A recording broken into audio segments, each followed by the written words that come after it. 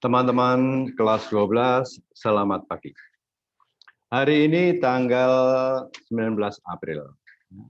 Tadi pagi ketika misa pagi di pasturan, kita berdoa untuk teman kita, Aditya Kristianto Tanumiharjo, yang dipanggil Tuhan.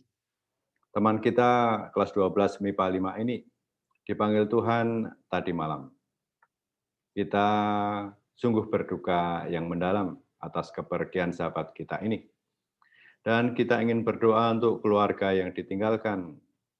Dan kita ingin berterima kasih atas kehadiran Aditya selama di Debrito ini. Dan semoga Aditya menjadi pendoa bagi kita yang masih berziarah di dunia ini. Aditya, selamat jalan.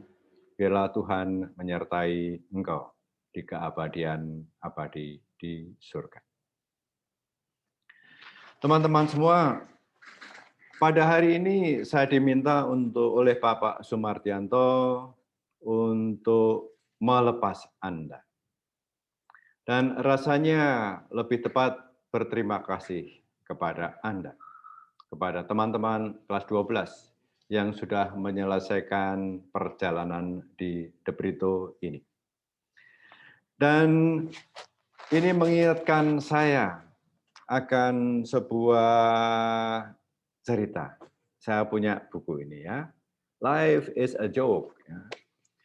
Buku ini berisi cerita-cerita pendek dan membuat seringkali saya itu merenung untuk hidup saya, untuk diri saya, untuk perjalanan saya.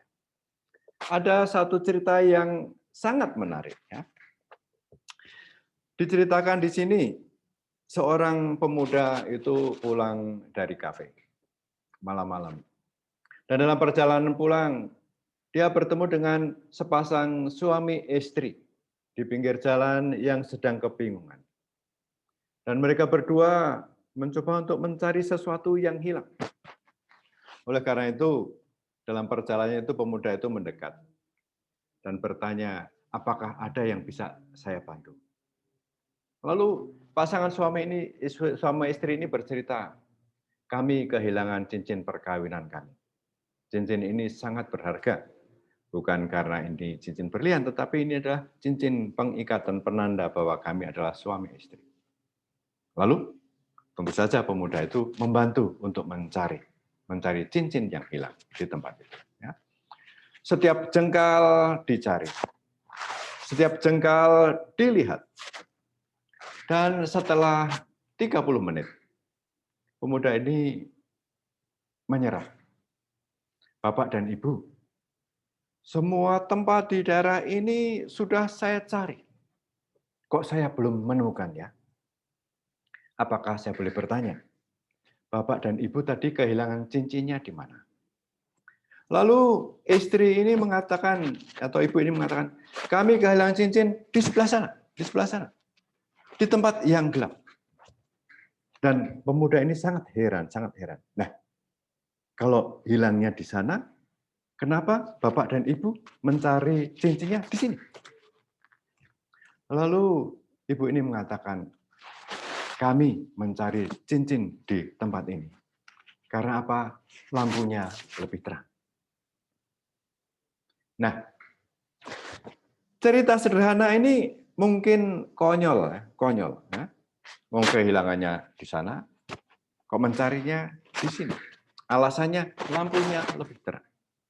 Alasannya lebih mudah karena ada cahayanya.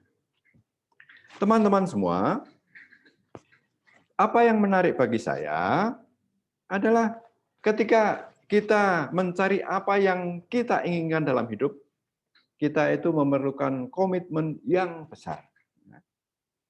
Dan meskipun kita memiliki komitmen yang luar biasa, dan kita bayangkan tempatnya untuk mencari itu adalah tepat, toh seringkali kita tidak menemukannya ya. Namun akan sangat konyol seandainya kita tahu bahwa yang kita cari itu tidak di situ. Tetapi kita meluangkan energi habis-habisan di sana untuk mencari apa yang ingin kita temukan dalam hidup. Dan tentu saja sia-sia, karena tidak akan pernah ditemukan. teman-teman kelas 2 yang saya cintai. Saya yakin ya, saya yakin. Selama 3 atau beberapa ada yang lebih dari 3 tahun di The Brito ini, saya yakin paling tidak Anda menemukan diri Anda, menemukan sebagian hidup Anda, menemukan arah hidup Anda. Dan selama 3 tahun di The Brito ini, selama Anda di The Brito ini, Anda tidak hanya belajar di kelas, tapi Anda belajar terkait dengan hidup Anda melalui teman-teman yang luar biasa. Anda seorang peziarah. Tidak kebetulan seandainya pada tahun ini, pada tahun 2021, kita diajak untuk merayakan, kita diajak untuk merenungkan 500 tahun pertobatan Santo Ignatius Loyola. Nah, kalau Anda siswa Kolese de Brito tentu saja mengenal apa itu spiritualitas Ignatian. Siapa itu Santo Ignatius Loyola. Ya. Dan di sana 500 tahun yang lalu, hidupnya sebagai seorang tentara itu hancur bersamaan dengan bola kanon yang meremukkan kakinya di Pamplona. Impian hidupnya berantakan. Dan kehidupan setelah peristiwa Pamplona ini mengubah Ignatius dari seorang tentara menjadi seorang peziarah. Perjalanan seumur hidup untuk menemukan kemana Tuhan menuntun dan kemana Tuhan membawanya. Karena pandemi global setahun ini, kita bisa memahami apa arti hidup yang berantakan. Ya, Anda dan kita semua sudah sungguh berbahagia di The Brito dengan melihat dan menggunakan lapangan yang luar biasa yang di pojok sana itu. Dan kita tahu pandemi itu membuat kita itu berantakan. Dan pandemi itu memperlihatkan kepada kita betapa rentan sistem maupun struktur pendidikan kita selama ini. Dan seolah-olah krisis COVID itu menjadi bola kanon yang meremukkan impian, meremukkan hidup kita. Kita tidak hanya diberi tawaran, tetapi kita dipaksa untuk berubah. Dan bahasa orangnya kita dipaksa, diberi tawaran untuk bertobat. Dari apa yang biasa-biasa kita lakukan untuk bergabung seperti Ignatius menjadi seorang peziarah. Dan kita tahu, dalam perjalanan sebagai peziarah, dapat jadi kita itu terseok. Mungkin saja kita menemukan jalan buntu. Namun, kita tidak jarang juga menemukan jalan yang lebih membawa kita ke tempat yang ingin kita tuju. Dan belajar dari Santo Ignatius, kita diajak untuk merangkul ketidakpastian, berani menapak ketidakjelasan, dan terbuka kemana kita dituntun. Oleh karena itu, teman-teman kelas 12, selamat. Ya. Saya ikut berbahagia. Saya ikut bangga atas kelulusan Anda semua. Anda lulus dan bisa melalui proses sekolah selama pandemi ini dengan luar biasa. Dan setelah menyelesaikan pengolahan hidup dan studi di SMA Kolese de Brito ini, Anda meneruskan perjalanan ke waktu, ke tempat yang seringkali tidak gampang, ke tempat yang seringkali penuh pergolakan, ke tempat di mana ada kekacauan dan krisis.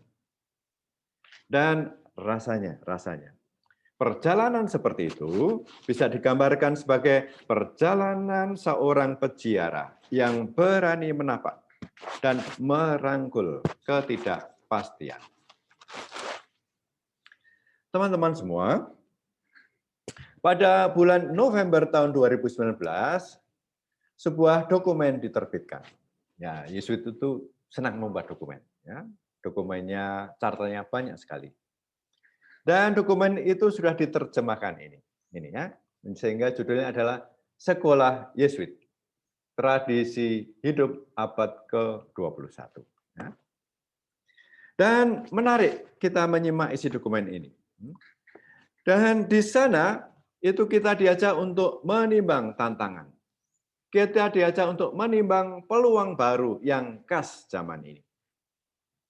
Dan dokumen ini menggarisbawahi tugas yang tidak pernah henti, yaitu melanjutkan pembaharuan, melakukan inovasi, melakukan imajinasi ulang atas proses dan atas pendidikan dalam perubahan besar di zaman ini.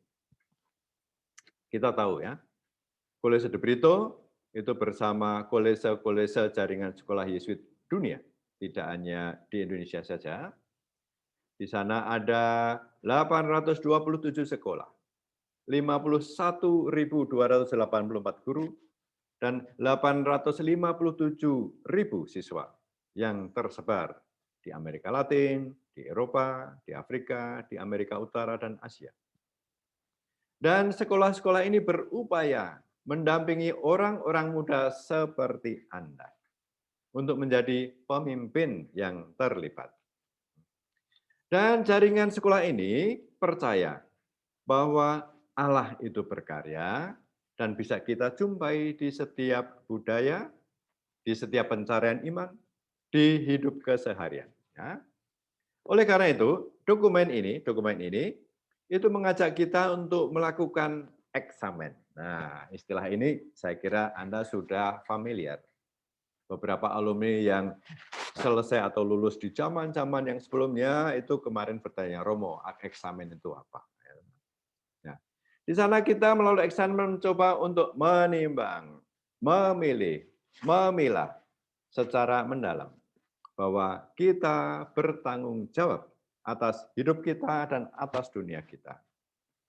Oleh karena itu, dengan bahasa lain kita bisa mengatakan bahwa bersama kolese Yesuit yang lain, kita diundang untuk semakin memiliki kedalaman spiritual, kedalaman intelektual, dan kedalaman sosial.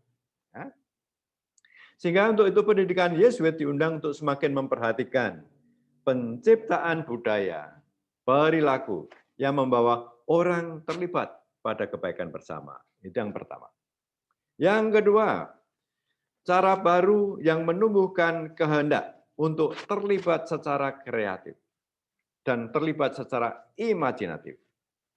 Dan brand De Brito adalah kreativitas dan imajinasi yang tidak pernah henti. Dan yang ketiga, kita diajak untuk menemukan cara-cara yang tidak biasa. Bagaimana prinsip, bagaimana nilai itu dihidupi secara lebih kreatif. Yang keempat, hidup kita tidak semata-mata privat, hanya personal kita. Tetapi manusia dipanggil untuk terlibat sebagai warga yang peduli dalam hidup bersama. Teman-teman yang baik, Anda semua sudah memiliki bekal yang lebih dari cukup. Saya mencoba untuk melihat, merenungkan refleksi Anda di akhir tahun yang Anda rangkum dalam video-video kelas 12 di YouTube yang menunjukkan dengan baik apa itu kehidupan intelektual, apa itu kehidupan spiritual, apa itu kehidupan sosial yang mendalam yang Anda gulati selama di SMA Kolese de Brito ini. Saya yakin Anda semua adalah peziarah yang tangguh. Dan semoga teman-teman semua semakin mampu menemukan cara-cara yang tidak biasa bagi menghidupi nilai, menghidupi prinsip secara lebih kreatif. Oleh karena itu, untuk proses pendidikan dan pendampingan yang seringkali rumit ini, saya ingin mengaturkan terima kasih yang sangat mendalam kepada para direksi, pada guru-guru, pada karyawan di SMA Kolese de Brito ini, atas perhatian, atas cinta yang tidak pernah berhenti kepada Anda semua, kepada adik-adik Anda semua yang juga masih ada di sini. Dan untuk para bapak dan ibu, para orang tua, bapak dan ibu Sungguh, kami berterima kasih atas kepercayaan Bapak dan Ibu untuk memperhatikan putra dan putra Anda di SMA Kulese ini. Banyak terima kasih, Bapak dan Ibu dengan cara yang sangat istimewa. Selalu hadir, selalu berdoa untuk mereka dan untuk kami. Harus diakui, ya, harus diakui. Tidak gampang menemani orang-orang milenial seperti ini, khususnya pada saat pandemi. Kami pun sering tidak paham. Kami pun sering gagap. Oleh karena itu, kami mohon maaf sebesar-besarnya atas kekeliruan, atas ketidaknyamanan yang sering kami lakukan. Sekali lagi banyak terima kasih. Kita saling mendoakan agar Allah sendiri memberikan kita kesehatan, berkah, dan perlindungan. Banyak terima kasih.